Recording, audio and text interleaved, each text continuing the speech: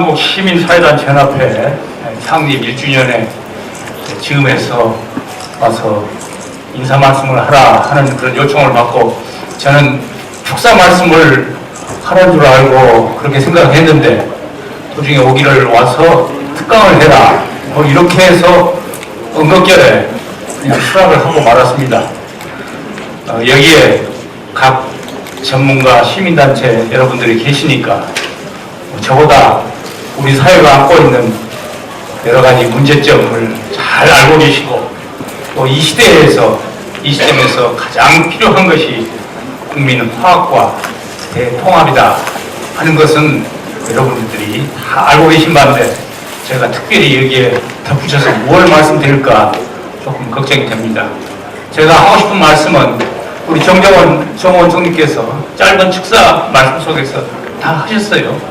그리고 특히 우리 김창준 하원의원께서는 우리에게 굉장히 긍정적인 마음을 주는 그런 메시지를 또 전해주셨기 때문에 참 두 어른의 말씀을 오늘 제가 드리고자 하는 말씀에 말하자면은 묘지는 다 말씀을 드렸다 이렇게 생각을 합니다.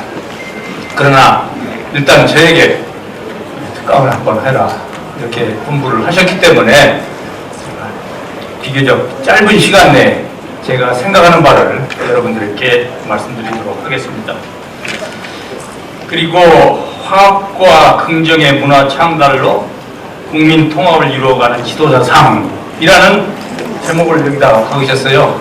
그런데 제가 이 제목을 제가 정한 것이 아닙니다. 이 주최 측에서 정해놓은 거고 또 오늘은 와서 보니까 그것이 약간 변했어요. 화합과 긍정의 문화 창출로 통합을 이루어 하나된 사회, 하나된 선진 인류 국가를 건설하자 이렇게 바뀌었는데 제목이 좀 길기는 하고 거창하기는 합니다만은 제가 하고 싶은 이야기가 뭐 그런 이야기입니다. 아까 우리 김창준 하원의원께서도 말씀하셨지만은 우리 대한민국 참 대단한 나라입니다. 우리가 해방 2차 대전 끝나고 작년에 70년이 됐고 그 가운데 6.25 전쟁을 치르고 2년 대립 갈등하는 가운데에서 온 국민이 단합해가지고 정말 세계 인류 역사에 유례가 없는 짧은 시간 내에 산업화와 민주화를 다 이루어냈습니다.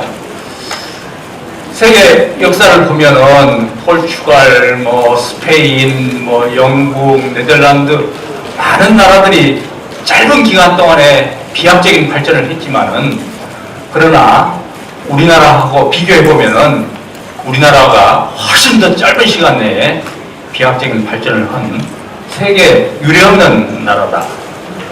그리고 산업화를 이뤘을 뿐만 아니라 짧은 시간 동안에 민주주의의 경험도 없는 조선 왕조 시대를 거치고 6.25 식민지를 거치고 그야말로 해방 후에 미국을 통해서 민주주의를 받아들이고 배우면서 그 짧은 시간 동안에 그동안의 우여곡절 겪었지만은 그러나 민주화도 이루어냈습니다.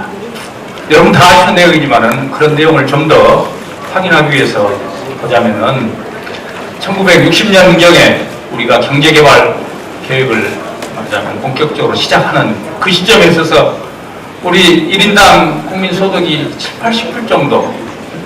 지금은 3만 불은 좀 안 됩니다만은 한 2만 8천 불 정도. 300배 이상이 늘어났습니다. 여러분 기억하시죠? 우리가 수출 1억 불 달성했다고 온 국민이 축제를 벌였던 그런 날이 있지 않습니까? 그런데 지금은 5천억 불이 넘는 수출을 하고 있는 나라입니다. 무역고 수출 수입 합쳐서 1조 달러를 초과 달성한 것이 연속 4년 동안 이어졌습니다. 작년에는 세계 경기 침체로 인해서 우리 수출이 또 수입이 1조 달러를 미치지 못했습니다만은 어쨌든 이렇게 비약적인 발전을 했고, 또 수출고가 세계 6위, 7위 이렇게 되는 나라입니다. 대단한 나라입니다. 그리고 세계 많은 200여 나라가 있지만은 중동에 있는 산유국같이 인구는 한 200만 이 정도 되지만은 국민소득은 뭐 7만 불, 8만 불 되는 나라가 있지만 그런 나라들은 워낙 영토도 인구도 적기 때문에 그런 나라들이 강국이라고 볼 수는 없습니다. 그래도 적어도 인구가 5천만 원 돼야 나라다운 나라다 이렇게 볼 수 있고, 그런 나라들 중에서 국민소득이 2만 불, 3만 불이 넘어가는 나라가 역사상 7나라밖에 없습니다. 우리가 그런 7나라 중에 한 나라다. 자랑스러워해야 할 나라입니다. 그리고 우리가 해방된 뒤에 주로 미국의 원조를 받아서 국가를 운영하고 나라를 발전시켜 나왔는데, 이제는 OECD 회원국으로서 또 OECD의 외국에 원조를 주는 공여국 회의의 멤버로서 당당히 가입을 했습니다. 원조를 받는 나라에서 원조를 주는 나라가 된 것이 우리나라입니다. 아까 김창준 황울 의원께서도 말씀하셨지만은 국가 신용등급이 중국이나 일본하고 신용평가기관에서는 같거나 오히려 어느 평가기관에서는 우리가 더 중국이나 일본보다도 신용등급을 더 높게 평가하고 있습니다. 이건 우리 국가가 얼만큼 신용을 받고 있는 자랑스러운 나라인지를 보여줍니다. 신용등급이 올라가면 뭐가 좋으냐? 신용 있는 사람한테는 돈을 무심한 빌려주죠. 돈을 빌려오기도 쉽고, 또 돈을 빌려올 때 이자도 싸게 빌려올 수 있는 겁니다. 네? 그렇기 때문에 이와 같은 우리 입장에 있다. 민주주의는 어떠냐? 참 기적 같은 민주주의를 이루었습니다. 영국의 이코노미스트지는 해년마다 세계 각 나라의 민주주의를 정도를 분류를 해서 발표를 합니다. 대한민국은 일본과 더불어서 아시아에서 유일하게 완전한 민주주의를 시행하는 나라, 풀 데모크라시를 하는 나라로 평가를 받고 있습니다. 정말 기적입니다. 또 그것뿐만이 아닙니다. 여러분 한류 잘 아시죠? K-팝, 드라마, 영화, 게임 이런 것들이 세계 방방곡곡에 많은 사람들, 기철문이들의 열광을 받고 있습니다. 요즘 또 보니까 태양의 후예라는 KBS 드라마가 엄청난 인기를 누리고 있고 세계 27개국에 수출이 되고 중국과는 지금 동시에 방영이 되고 있고, 그냥 한국 드라마에 빠져 있어서 중국 정부 당국에서는 어떤 의미로는 조금 경고를 하는 그런 지경에 있습니다.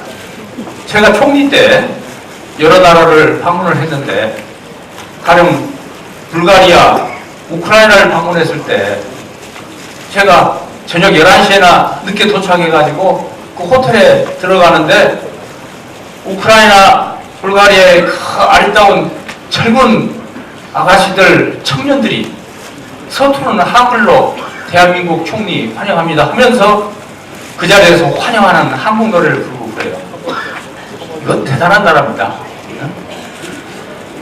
스포츠도 보십시오.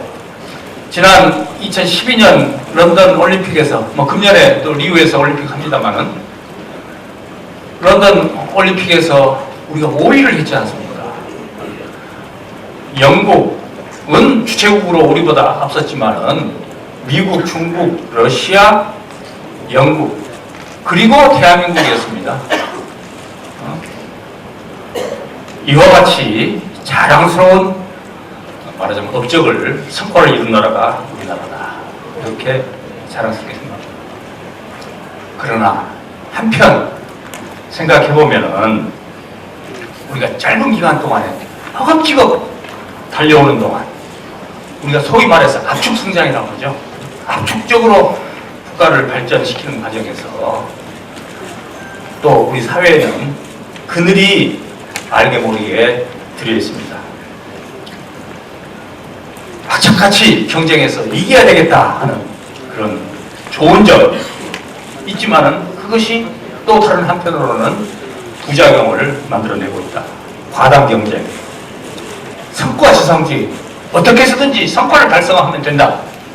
과정이나 절차는 다소 무시해도 된다. 그리고 정신보다는 물질을 더 중시하는 이런 사회, 그리고 그런 과정에서 편법이나 탈법이 알게 모르게 만연하는 사회가 된다. 그 과정으로 인해서 우리 사회가 한편으로는 멍들어가고 있다 하는 것을 우리가 다 아는 바입니다. 아까 총리께서도 말씀하셨지만은 그래서 지금은 젊은이들이 헬조선, 이 대한민국에 이 살 수가 없는 나라다 하는 자조적인 표현을 하고 흑수저다, 금수저다 하면서 갈등이 주장되고 있는 그런 어려운 문제를 우리가 겪습니다. 이런 문제를 해결하지 않으면은 우리는 한 단계 도약해서 명실상부한 선진국으로 들어가기가 어려울 것입니다. 그러한 의미에서 우리가 한 단계 도약하기 위해서는 국민이 대화하고 통합을 해야 그 길이 열릴 것이다. 서로 갈등하고 대립하는 사회 속에서는 아무리 열심히 한다 하더라도 발전에는 한계가 있고 경제에 따른 과실이 골고루 분배되지 않으면 우리 국민 사회는 계속 힘들고 어려워질 것이다. 이렇게 생각합니다. 아무튼 이러한 결과로 인해서 우리가 안고 있는 문제를 조금 구체적으로 본다면 이 양극화 문제입니다. 우선 예전보다는 빈부 차이가 더 심해지고 있습니다.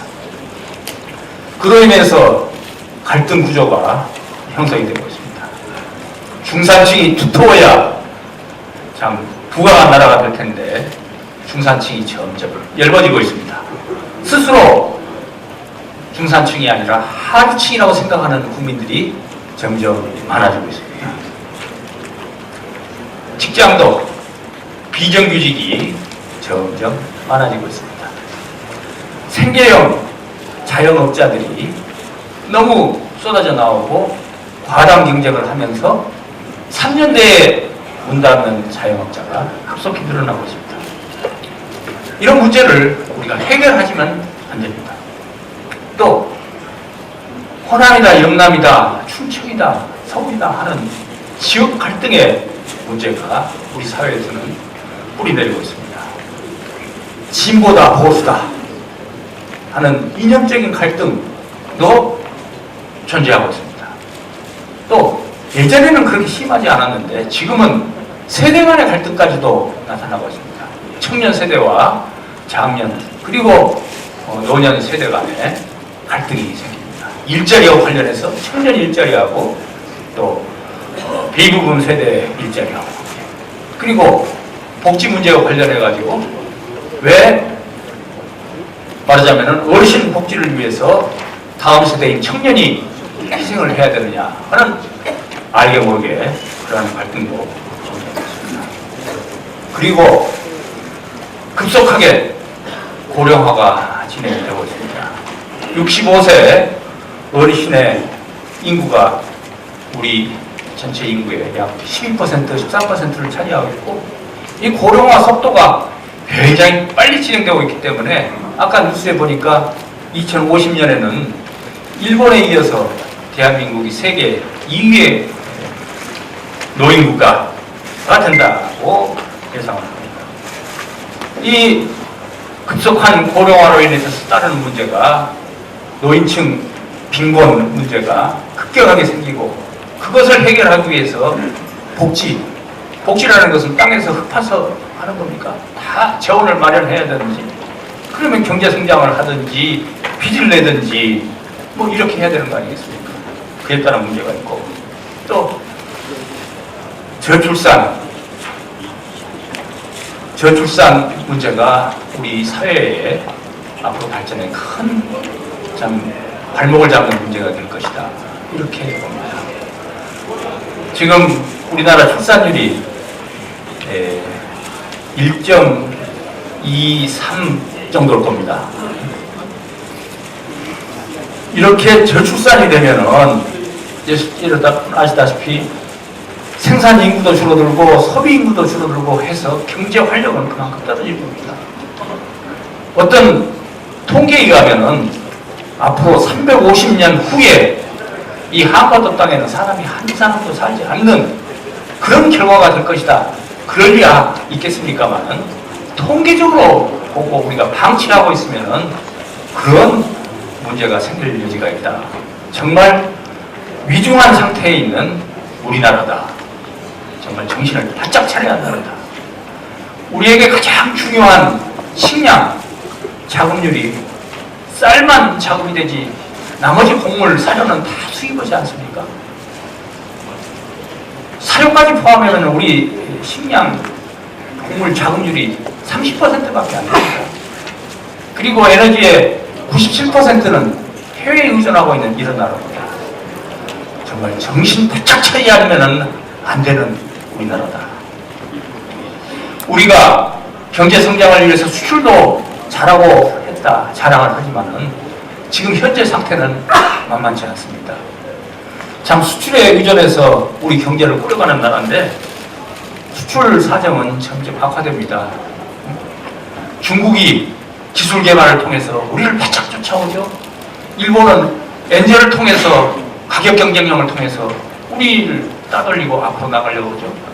세계 경제는 침체되어 가지고 수출 시장은 갈수록 좁아지고, 또 예전같이 한국에 대해서 그냥 호의적으로 봐주는 것이 아니라 이제는 경제적으로 강국이기 때문에 각종 견제 이런 것들이 한국을 향하고 있습니다.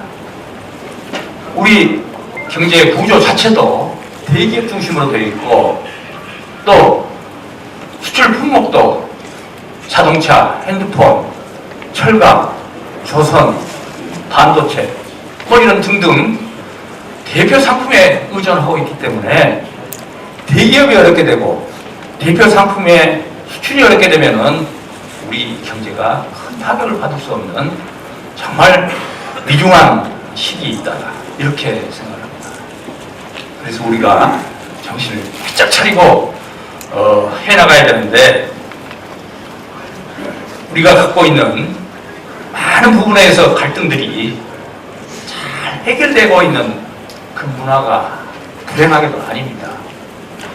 얼마 전에 삼성경제연구소에서 내놓은 그 보고에 의하면은 우리 사회가 안고 있는 갈등 문제만 해결이 돼도 우리 GDP의 27%는 더 늘어날 것이다, 이렇게 이야기를 합니다.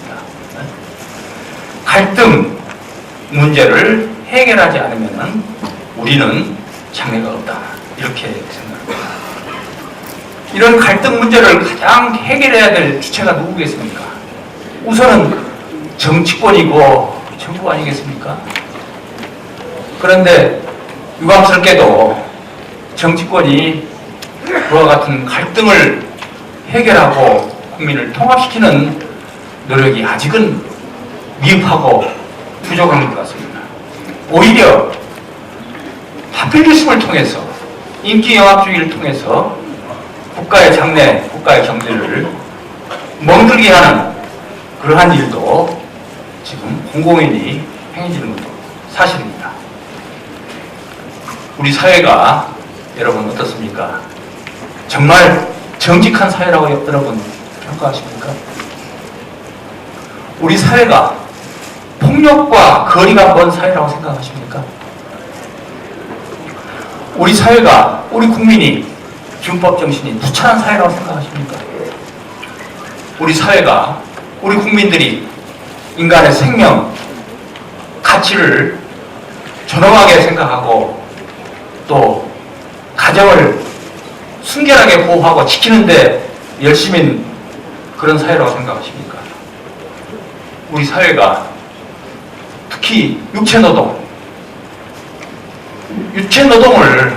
아주 가치 있게 보람 있는 것으로 생각하는 사회입니까? 그렇지 않으면 노동을 천시하는 사회입니까? 여러분이 한번 생각해 보시기 바랍니다. 인도의 성인이라는 마하트마 간디 그 어른이 1925년에 이런 말씀을 하셨어요. 오늘날 우리 사회에는 7가지 사회악이 있다. 그러면서 7가지를 지적을 하셨는데, 원칙이 없는 정치, 원칙이 없는 정치. 들으면서 한번 생각을 해보시죠. 두 번째, 도덕성이 없는 상업. 도덕성이 없는 상업. 그저 이윤 추구에만 매몰되어 있는 그런 상업. 노력이 없는 부. 그야말로 이러지 않고 불로소득으로 해서 부를 쌓아가는 그런 문제.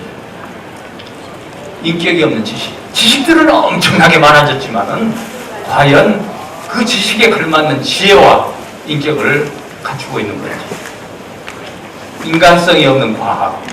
과학은 엄청나게 발전하지만 그것이 과연 인간의 인류의 행복과 가치를 위해서 존재하는 과학이냐. 그런 문제. 양심이 없는 쾌락. 쾌락 좋은 거죠. 행복하게 살기 위해서는 즐겨야죠.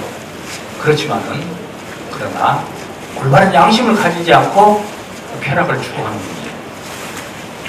그 다음에 희생이 없는 신앙. 종교적인 신앙을 가졌지만은 종교조차도 자기 희생을 전제로 하지 않고 자기 중심적인 자기 이익을 추구하는 그러한 신앙. 이것을 우리 사회가 극복해야 될 7가지 과제다. 이렇게 제시했습니다. 저는 간디 선생의 지금부터 근 100여 년 전의 말씀이지만은 지금 우리 사회에도 그대로 적용되는 말씀이다. 아까 말씀드린 우리의 자랑, 우리의 문제와 더불어서 이런 것도 우리가 해결해야 될 문제다. 그러면은 해결책은 무엇입니까? 방치할 수 있지 않? 방치하고 두고 볼 일은 아니지 않습니까? 해결책. 그 주체는 누가 되어야 되느냐? 당연히 정치권이 나서야죠. 또 정부가 정책적으로 또 그러한 해결책을 만들어야죠. 또 한편으로 국민이라고 해서 손 놓고 있어서 되겠습니까? 정치권이 정부가 아무리 노력해도 국민이 호응하고 돕지 않으면 이런 문제 해결은 불가능하지 않겠습니까? 그런 의미에서 오늘날 많은 시민단체, 시민사회단체들이 나서서 우리 사회 발전을 위해서 시민단체의 목적에 따라서 자기가 가진 목표를 가지고 열심히 해나간 건 아니겠습니까? 정말 오늘 모이신 시민사회단체 여러분들이 소속해 있는 시민단체는 다 아마 목적이나 방향이 다를 겁니다. 또 그렇게 해야죠. 다양한 방향에서 우리 국가, 우리 사회 전체를 합력해서 선을 이루는 그러한 제스로 노력을 해야 되지 않겠습니까? 그리고 그 중심에는 인간에 대한 사랑, 그리고 우리 사회 통합, 국민 통합이 전제돼야 되지 않겠습니까? 그러기 위해서 여러분들에게 부탁드리고 싶은 말씀은 희생, 헌신, 봉사가 중심이 되는 그런 활동을 해줍사 하는 부탁입니다. 제가 아까 간디 선생의 7가지 사회학을 보면서 제가 조금 장난기가 발동해가지고 기왕이면 10대 사회학을 좀 만들어보자 하는 생각을 가지고 제가 연구를 해서 3가지를 더 붙여봤어요. 죄송합니다만은 공정성이 없는 언론, 언론이 편갈라가지고 공정하게 하는 것이 아니라, 죄송합니다만은 책임감이 없는 NGO, 시민단체라고 하지만은, 그러나 책임감 가지고 일하는 시민단체보다는 그렇지 않은 단체도 있다. 그리고 상호 존중이 없는 양성평등, 이 3가지를 제가 추가를 했었습니다. 시민단체, 여러분들, 오늘 이 자리에 모신 여러분들은 그야말로 제가 말씀드린 그런 방향으로 내 인석을 챙기는 것이 아니라 우리 국민 모두의 화합과 국가 발전을 위해서 노력하는 시민단체, 편가르는 시민단체가 아니라 국민을 화합, 통합시키는 시민단체, 이런 시민단체가 원인 줄로 알고 앞으로 그런 방향으로 노력을 해주시다 부탁합니다. 제가 총리를 마치고 2013년에 한 6개월 동안 독일에 가서 공부를 했습니다.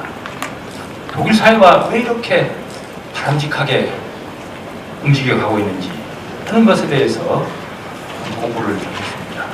여러 가지 공부를 했지만은 그것 중에 가장 내 가슴에 남아있는 것이, 독일에는 무수한 단체들, 민간단체들, 사단도 좋고 재단도 좋고 시민단체도 있는데, 이러한 단체들이 각자 목표를 정해서 이런저런 봉사를 하고 사회발전을 해요.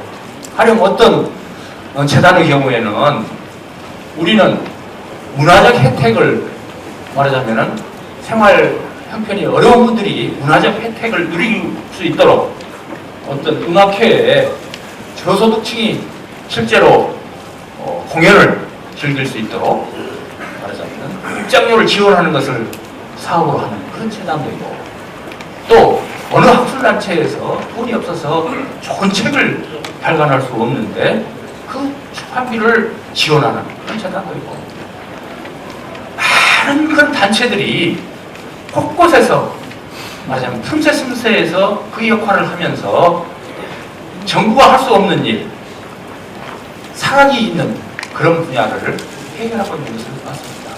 그러기 위해서는 세제상의 혜택이라든지 제도상의 여러 가지 혜택이 마련되어야 되죠.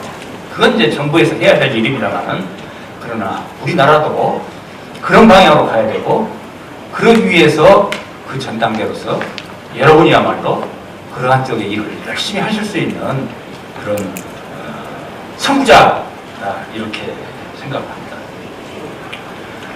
제가 마지막 마치면서, 제가 총리 때 경제 발전도 좋고 복지도 좋지만 우리 사회가 안고 있는 사회적인 병리 현상, 이런 문제들을 해결하지 않고는 우리가 선진국으로 나아갈 수 없다는 생각을 가지고 건강하고 따뜻한 사회 만들기 12개 과제를 선정을 했습니다. 가령 생명, 가족, 존중의 사회를 만들자. 그 가운데는 자살률이 OECD 1위 국가, 이런 나라가 과연 선진국이 될 수가 있겠습니까? 인구 10만 명당 30명이 자살하는 이런 나라.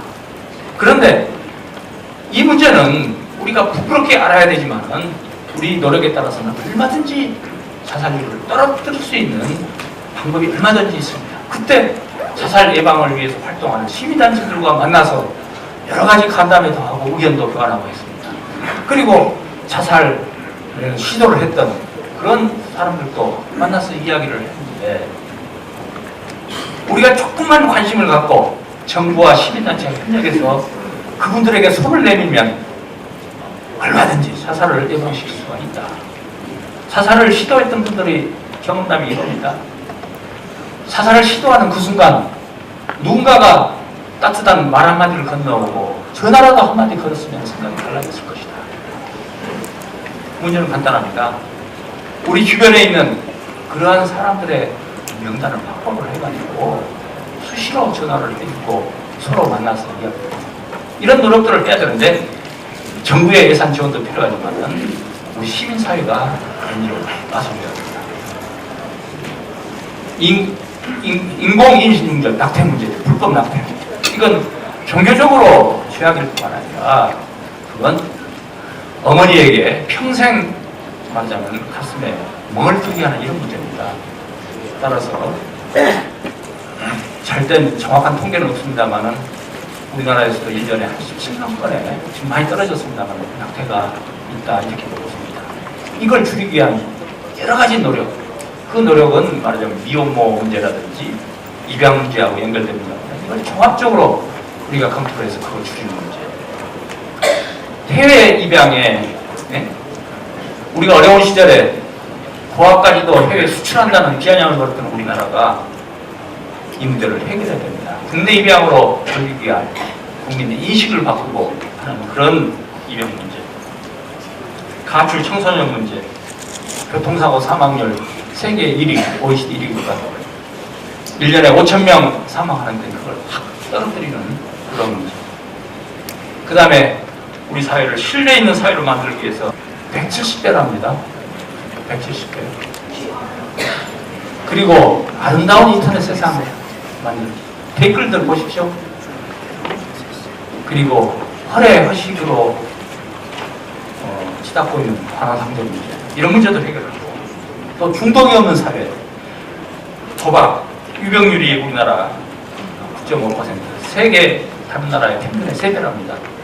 인터넷 중독, 성인의 경우는 6%, 아이들은 10% 내지 10%, 마약 중독, 이런 문제들, 우리 사회를 멍들게 하는 이런 문제들을 우리가 다 해결을 해야 됩니다.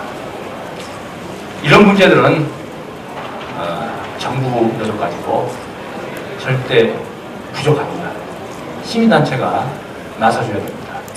여러분들이 우리 국가 발전, 선진 인류 국가로 되어가기 위한 귀한 사명을 가지신 분이다 하는 보람을 가지시고, 각 시민단체별로, 사회단체별로 각자 가지고 있는 목적, 그것을 어떻게 지혜롭게 달성할 수 있는지 하는 것에 대해서 끊임없이 연구해 주시기 부탁드립니다. 다시 한번 창립 1주년을 축하드리고 여러분들의 활동을 크게 기대하면서 또 우리 고정욱 총재님을 비롯한 모든 분들, 임원분들에게 감사의 말씀드립니다.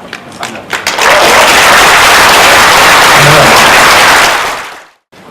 한반도 평화메달전 김황식 전 국무총리, 귀하는 지구촌의 유일한 분단국가 한반도의 평화와 통일을 위한 활동에 적극 참여하시고 협력해 주심으로 한반도 평화통일운동 확산에 크게 기여하셨기에 그 공로를 높이 기리기 위해 한국전쟁의 상징이자 평화의 경계선인 대부지의 녹슨 철조망과 한국전쟁 당시에 사용되어졌던 탄피를 녹여 대한민국 모든 국민들의 감사와 존경의 마음을 담아 제작한 한반도 평화 메달과 이 증서를 드립니다.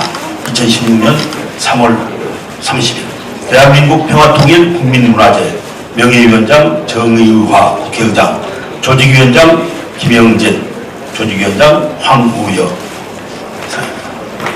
네, 여러분 축하의 박수로 다시 한번 힘차게 보내주시기 바랍니다. 감사합니다.